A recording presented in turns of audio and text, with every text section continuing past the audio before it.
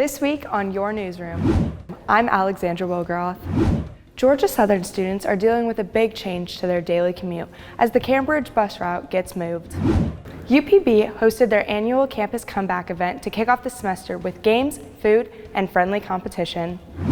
Plus, Fixing the Boro continues to help pets and families in Bullitt County with low-cost services and animal rescue programs. And formal fraternity rush is underway as young men across campus are hoping to find their new brotherhood. If it matters to you, it matters to us, and it all starts right now. This is Your Newsroom, with our team of reporters in the field covering the stories that matter to you. Now from the Georgian Media Group, this is Your Newsroom. Hey everyone, welcome back to Your Newsroom. I'm Alexandra Wilgroth. Transportation is a topic on every student's mind. Your Newsroom, Chloe Peacock, has more on why the Cambridge bus route is no longer running as expected. As Georgia Southern welcomes almost 6,000 new students, they also welcome their fair share of transportation worries, none of which concern students more than changing the Cambridge bus route. On the evening of August 12th, Cambridge Apartments sent an email to their residents informing them that there would no longer be a bus stop to campus just outside of the complex. Cambridge Apartments claimed they were just informed that morning of the change by the Student Government Association. As a publication, Cambridge Apartments was not available for further comment. I know that students who live at Cambridge are upset about it, but it's really about a 5-minute walk. I've made that walk, so sorry that they're upset, but I think that's all the information there is, that it was moved for safety reasons. This came as a shock to many students, as they believed they would have access to this bus stop as a way to commute to campus. Some students even signed their lease with this belief. I got early morning classes and stuff like that, so I have to walk a little ways just to get there. Assistant Director of Parking and Transportation Robert Babbitt claimed that the relocation was done on account of student safety and results from a survey given out in the spring of 2025. As a publication, said survey has not been located by the Georgian staff. There were some concerns about safety. I wasn't involved in that conversation, but I did know that the conversation was happening, and I think Mr. Babbitt was involved in that conversation. But they did conduct a survey. I haven't seen that survey, but they did conduct one, and there was a route that was approved that moved the bus stop into the F lot at Southern Courtyard. But we found out when First Transit, which is our third-party transportation partner, when they came to start actually running the routes, they found that they couldn't make those turns. Throughout the confusion of the bus route changes, one question still looms. Why was SGA so involved with this decision? The minutes obtained from the SGA's last meeting of spring 2025 shows SGA voting to keep a bus stop at Cambridge Apartments, yet the stop was still eventually moved. At the time of publication, SGA was unavailable for comment. There's always been a desire from the university to move all of our bus routes on campus, to try to just better manage safety concerns. That has always been there, and I will say that SGA, they provide us feedback and that kind of information, what students want, but ultimately the university makes decisions about the bus routes and transportation. So there's always been a desire to bring it back on campus, and SGA was there to help say, well, hey, maybe this would be a better spot.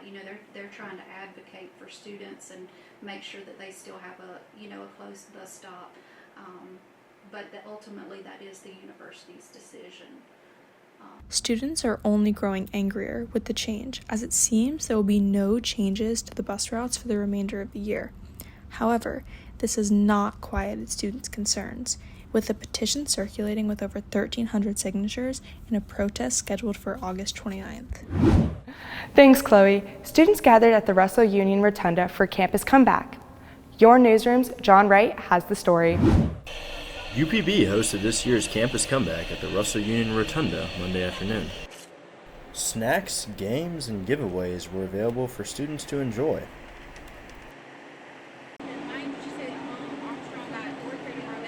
This event was an opportunity for UPB to promote their other events on campus.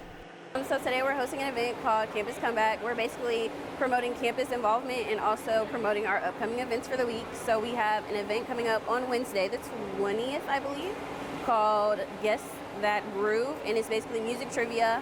And then later next week on the 27th, we're hosting a silent headphone party, so that'll be exciting. Students like Taji Hale took the opportunity to meet new friends and get involved on campus. Just trying to stay active in the community, seeing what's going on, trying to see what events people are into. UPB is excited to host many events throughout the semester, keeping our students engaged. Until next time, this is John Wright with your newsroom. Great info, John. Helping pets and families is the mission of Fixing the Boro. Your newsroom's Michelle Andrew shows us how the nonprofit is making a difference. Founded in 2017, Fixin' the Boro is a nonprofit organization that aims to provide affordable pet services for Bullock and its surrounding counties. Through generous donations from the community, Fixin' the Boro can keep sterilization at a low cost for local pet owners in need. So we opened the doors of the SNP clinic in 2020, and we are pushing 30,000 animals that we have altered since then. Along with the SNP clinic, Fixin' the Boro also provides a free pet food pantry stocked by community donations. In addition to veterinary services and the pet pantry, their facility functions as an animal rescue that rehabilitates and rehomes pets. We have a small animal division for rabbits, guinea pigs, the occasional reptile and bird, as well as, of course, our companion animals, so the dogs and the cats. There are currently 2 kittens undergoing rehabilitation and 3 cats that are ready to find their new homes. To view more pets that are available, visit the Adopt page at fixintheboro.com. Adopting or fostering a pet isn't the only way to support Fixing the Boro. We are always so appreciative of in-kind donations, so used linens, towels, sheets, comforters, blankets, or new, of course. Additional volunteer opportunities can be found under the Ways to Help page on Fixin' the Boro's website. This is Michelle Andreo reporting for your newsroom. Thank you, Michelle. Fraternity Rush is back at Georgia Southern. I give you the details. Formal Fraternity Rush is officially underway here at Georgia Southern University, and the young men are so excited to take part into one of the most long-standing and exciting traditions in college. This year's Formal Rush began last week and continues through the rest of this week. One of the events that took place this past weekend was chapter introductions. This event spanned over 2 days and gave the chapters here at Georgia Southern an opportunity to introduce themselves to all the potential new members. This event was a great way for chapters to introduce their history and philanthropies. They got a chance to explain events that they partake in, awards they have received, and the bond they have in their brotherhoods. Braden Hoffman, the Vice President of Recruitment for the Interfraternal Council, also went on to talk about what to look forward to about rushing. He said, "Fraternity Rush is one of the best ways to integrate yourself into campus life as an incoming freshman. Whether you decide to associate with a chapter at the end of your recruitment process or not, the people you meet during Rush will be the people you say hello to every time you see them on campus after the fact."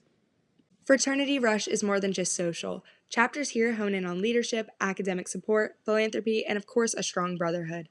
The chapters on campus all have their own events throughout this week taking place, which is a great opportunity to go and experience their brotherhoods firsthand. Wrapping up at the end of this week with their bid day, potential new members will receive an official invitation to joining their chosen house. It's going to be a very exciting week here on campus, but for now, this is Alexandra Wilgroth reporting in Statesboro for your newsroom. Before we go, here's some events around Statesboro this week that you don't want to miss. This Wednesday, you can come out and see what Statesboro has to offer at the Boro Browse. On Wednesday, you can volunteer at the weekly Serve 912 trip. Please meet in the Russell Union, room 1056. Finally, join the Southern leaders for the Fall 2025 Snow and Throw at the Williams Center Plaza. Thank you for joining us for this week for your latest updates. We encourage you to connect with us on social media at your_newsroom. For now, and for all of us here at Your Newsroom, I'm Alexandra Wilgroth, and we'll see you next week.